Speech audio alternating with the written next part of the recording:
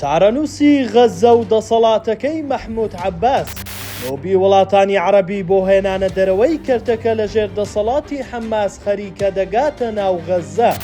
چەند میدیایەکی نزیک لە کەنداو دوێنێ بۆ یەکەم جار ڕووماڵی خۆپیشاندانێکی جیاوازیان لە غەزە کرد کە داوای کۆتایی هێنان بە شەڕ و دوورخستنەوەی حەماسیان دەکرد.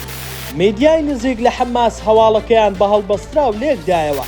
هەواڵەکە هاوکاتە لەگەڵ هەوڵی کۆمکاری وڵاتانی عەرەبی کە دەیانەوێ مەحموود عەباس دەسەڵاتی کەرتەکە وەربگرێت. بە پێی دوایین کۆبوونەوەی کۆمکاری عەرەبی ئاوەدانکردنەوەی کەرتەکە بەڕادەستکردنی دەسەڵات بە مەحموود عەباس بەسراوەتەوە.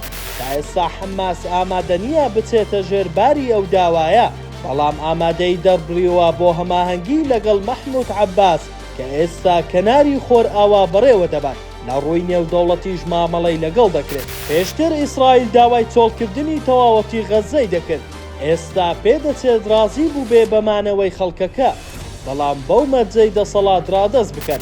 هیچ دەوڵەتێکیش جگە لە ئێران و حوسیەکانی یەمەن شتیوانی بۆ مانەوەیان پێشکەشی حەماس نەکردووە. خۆپیشاندانەکەی دوێنێ ئەگەرچی بچووک دەردەکەوێت، بەڵام ئاماژەی هەوڵی وڵاتانی عەرەبی تێدایە کە دەیانەوێت جگە لە دەرەوە لە ناوەخۆش فشار بکەن. هاوشێوەی خەباتی ڕزگاری خوازی گەلی کورد، خەباتی گەلی فەڵەستینیش ئێستا لە تەنگەژەی گەورەدایە.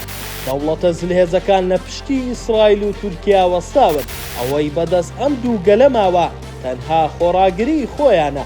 تۆ پێت وایە دوجار حەماس دەسەڵات ڕادەست دەکات؟